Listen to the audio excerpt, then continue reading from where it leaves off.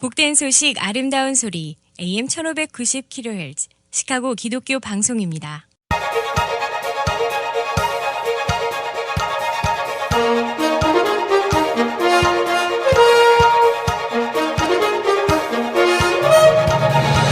김정일 해설위원의 시사 해설.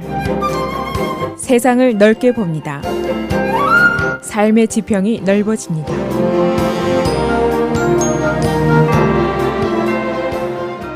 시사 해설입니다. 도널드 트럼프 공화당 예선 선두주자가 어제 장장 40여 번에 걸쳐서 그의 국제정책에 대해서 설명을 했습니다. 어제 연설에는 그에게 몇 가지 뜻이 있습니다. 첫째는 그가 북동부 5개 주에서 압승을 했는데 이후에 대통령 후보로서의 자신감을 피력하는 하나의 계기를 삼고자 하는 뜻이 있었을 겁니다. 또 한 가지, 지금까지 국제정책에 대해서 매우 선동적인 발언이 많이 있었지만은 대부분 이런 이야기들이 선거 연설 시에 또는 트위터를 통해서 나간 단편적인 발언들이었습니다. 그래서 트럼프에게는 지금 공화당 지도부 그리고 온건 그룹들에게 전반적인 종합적인 의견을 제시해서 자신에 대한 신뢰도를 좀 높이자, 그런 희망을 갖고 있었습니다. 그래서 오늘은 어제 그의 국제정책에 대한 발언의 내용은 어떤 것들인지 또 반응은 어떤 것인지 살펴보도록 하겠습니다.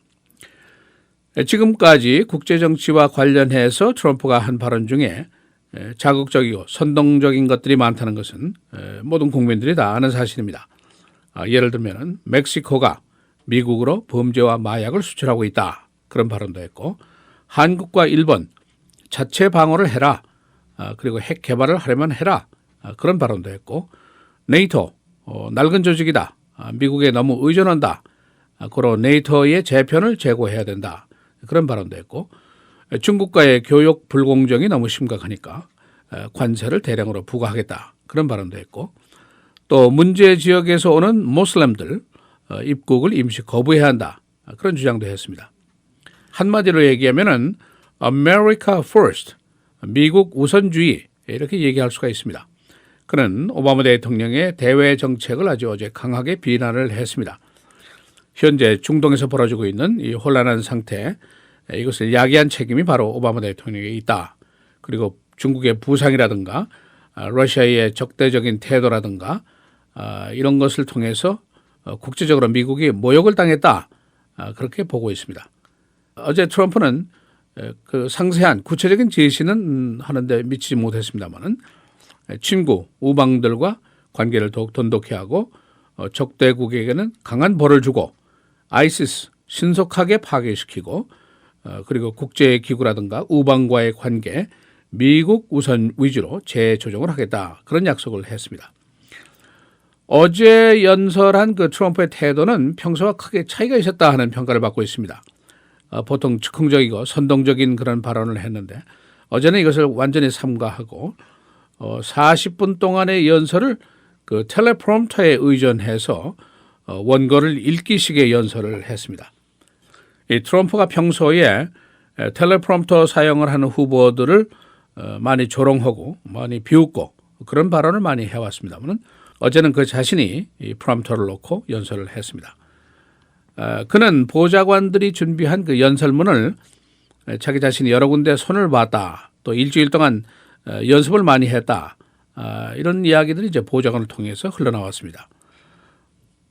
지금 예선 막바지인데 그가 크게 이제 앞선 선두주자로서 이제 예선전을 신속하게 마무리하고 싶은 그런 그 희망이 있을 겁니다. 또 자칫 잘못하면 전당대회에 가서 이제 선출하는 지명전까지 예상이 되는 그런 상황인데 지금 이 사람이 할 일은 좀 더 온건한 태도를 보여주는 것, 또 더욱 그 대통령 후보다운 모습을 보여주는 것, 이것이 급선무다 하는 지적이 오랫동안 있어 왔습니다.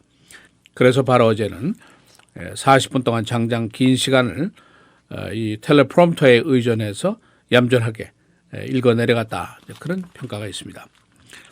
어제 긴 이야기를 했지만 요약을 하면은 몇 개로 간추릴 수가 있습니다. 유럽이라든가 아시아 우방들과 대통령이 되면 정상회담을 벌이겠다. 그리고 네이토의 재조직도 추진을 하겠다. 한국과 일본과의 핵우산 제공 내용도 좀 재고를 하겠다. 그런 이야기를 했습니다.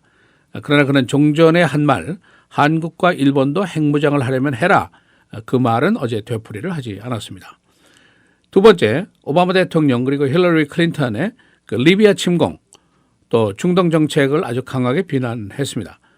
이 중동 지역에 미국의 실책 때문에 힘의 공백기가 생기게 됐고 이 힘의 공백을 틈타서 결국 아이시스가 등장한 것이다. 그러나 아이시스가 등장하니까 해결을 하지 못하고 있다. 그런 비난이었습니다.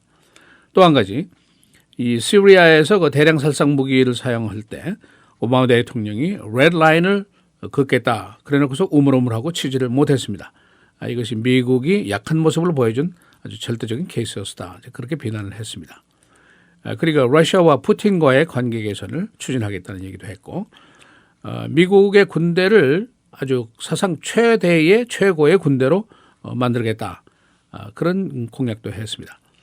그리고 우방이나 적이나 모두에게 나는 선을 그어놓으면 반드시 지킬 것이다. 그러나 국제사회에서 위협적인 태도는 취하지는 않을 것이다 하고 공언을 했습니다.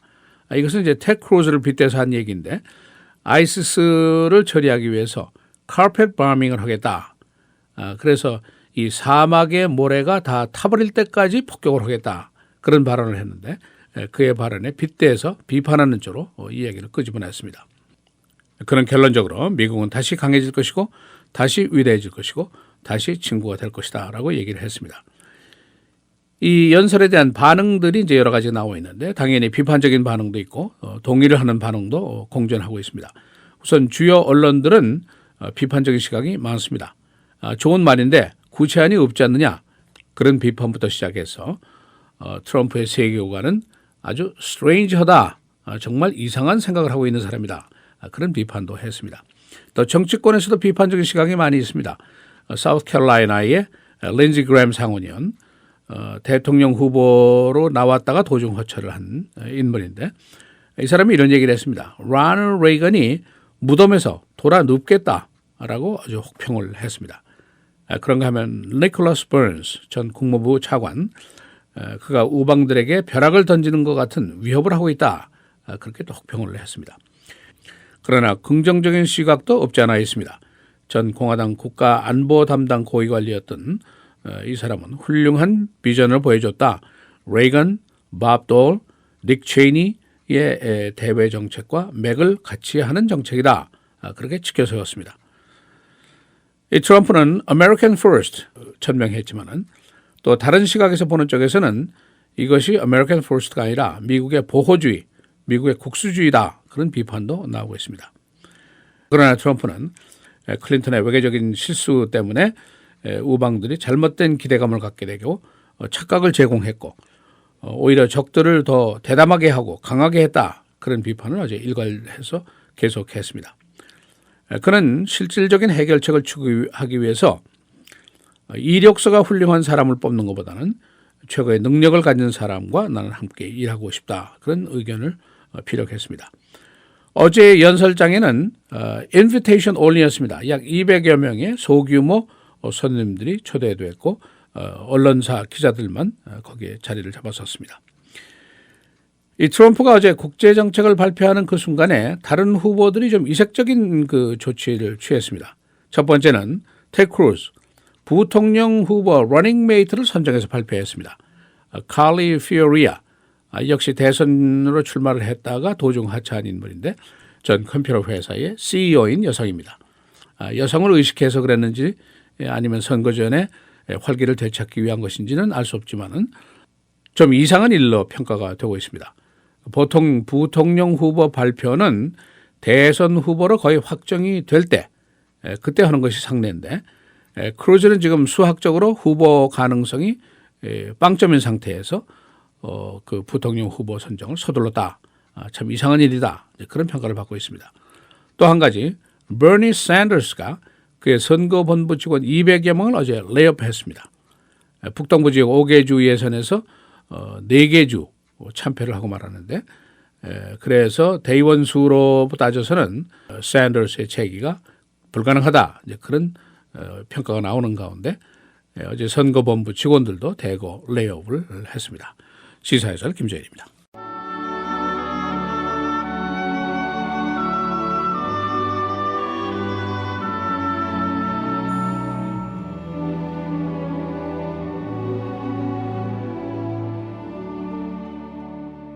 베드로가 입을 열어 말하되 내가 참으로 하나님은 사람의 외모를 보지 아니하시고 각 나라 중 하나님을 경외하며 의를 행하는 사람은 다 받으시는 줄 깨달았도다.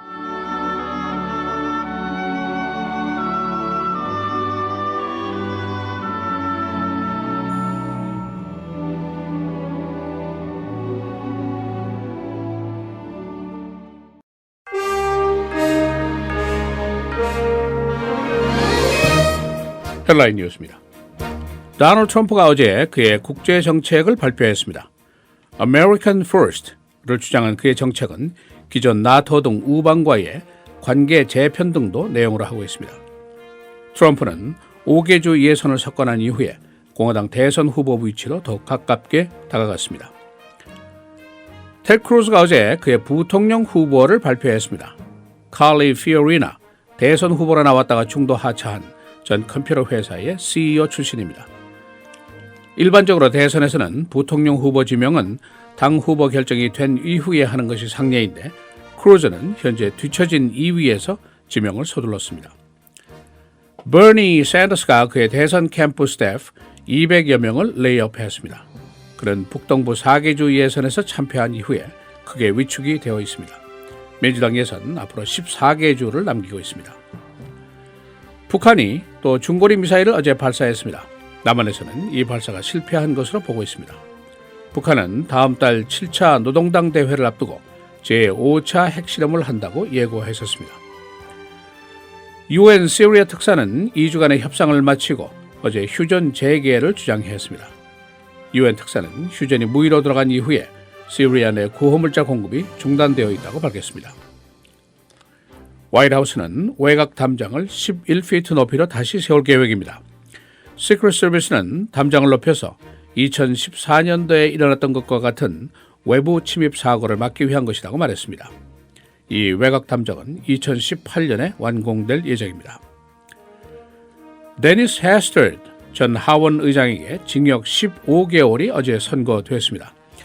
연방 판사는 형량 선고 공판에서 그가 연쇄적으로 어린이 성폭행을 저질렀다고 꾸짖었습니다. 74살인 헤스터드 40년 전 성추행으로 인한 불법 은행 거래 혐의로 유죄 판결을 받았습니다.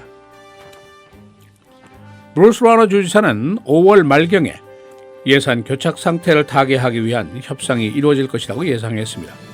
그는 이와 같은 예상의 근거로 의회 측의 루머를 들었습니다.